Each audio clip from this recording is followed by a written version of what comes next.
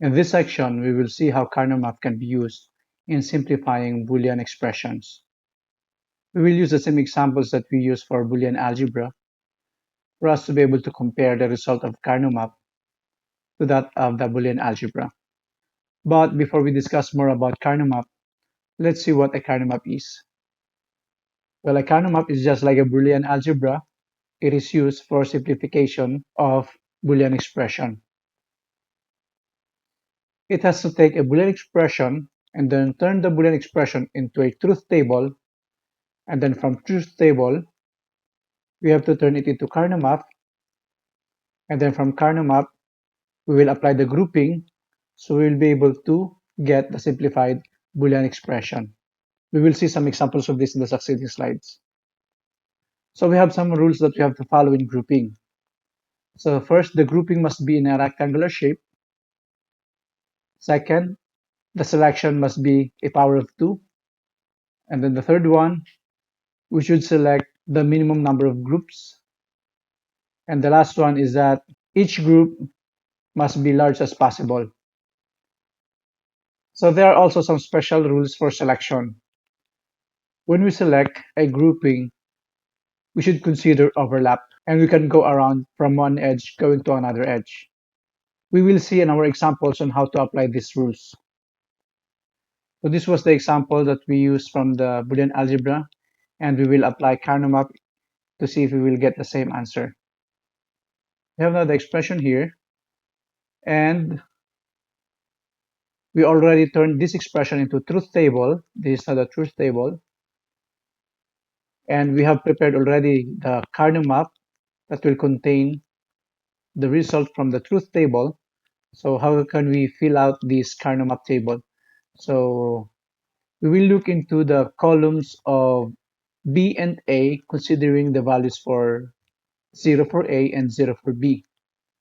So 0 for A and 0 for B, so that is we get 0. And then 0 for A and 1 for B, so this is 0 for A and 1 for B, we get 1. And then 1 for A and then 0 for B, so this is it. So we get 1, and then the last is also 1. Now we will apply the grouping rules. We have to select a rectangular pair of ones, and then it must be a power of 2, and we can consider overlapping and move around the edges. Okay, so we can choose this one as the first group, and we can also choose this as the second group. Now let's write the simplified expression or Boolean expression for this Karnaugh map. So let's write here A and B, for these are the inputs. So we will write the combination of inputs where the result is 1. So we have 1 here. So we get 1 for A is 0 and B is 1.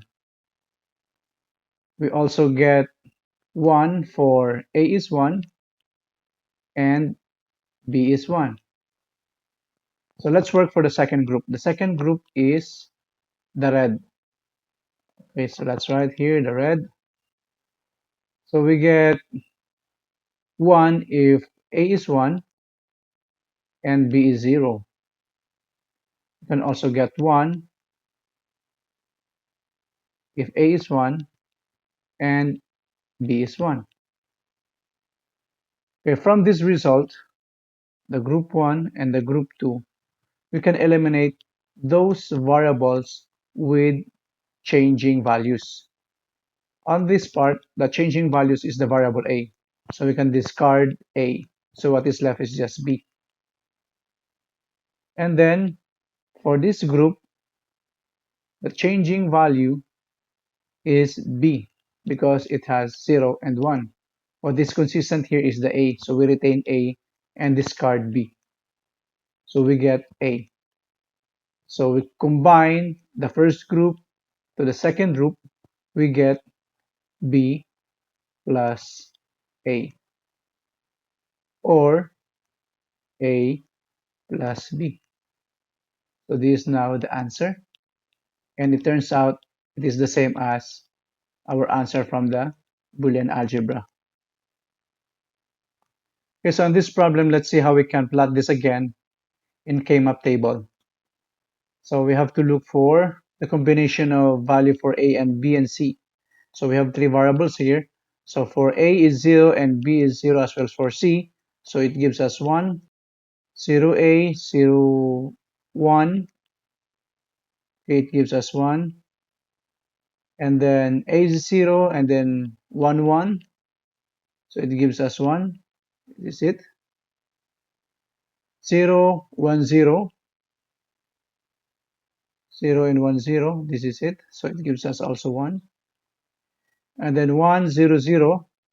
So this gives us 1, 1, 0, 1. This is 0. And then 1, 1. This is also 0. Then 1, 1, 0. So this gives us 1. Now let's apply the grouping rules. So we can select this as the first group. So it is a power of 2, and at the same time it is in a rectangular shape. We can choose this group as the second group. So it has an overlapping, and at the same time it goes around the edges. So this group is connected to this group. Okay, so for the first group, that is yellow, so we write the first group ABC, and we get 1 if all inputs are 0. And then we also get 1 if it is 0, 0, 1. It is 0, 1, 1, and then 0, 1, 0, 0, 1, 0. So what is consistent here is just A. So we have to discard B and C. So A is consistent, 0 from the first row down to the last row. So this gives us not A because it is 0. So that is why we have to negate A. And then for the second group colored in green, we can write here A, B, C. So we get 1 if A is 0, B is 0, and C is 0. We also get 1 for A is 0, B is 1, and C is 0. And then we get also 1 if A is 1 and B is 0, and at the same time C is 0. And then we also get 1 if A is 1 and B is 1 and C is 0. So on this part, we can say that C is the consistent one, so we have to discard A and B. So we have now C or not C, because all of these are 0, so that is why we have to negate our C, not C. So this will give us an answer of A plus C, or not A plus not C, which is very much similar to our existing answer. So what are now the differences between Boolean algebra and K-map when it comes to simplifying Boolean expressions?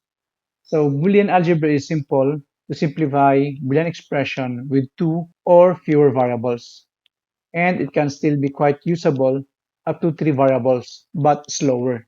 If you're going to use four variables for Boolean algebra, then it becomes tedious, just like what you have seen in our examples. For K-map, it is faster and easier, and it can work up to six variables. So that ends our topic for K-map. See you in the next lectures.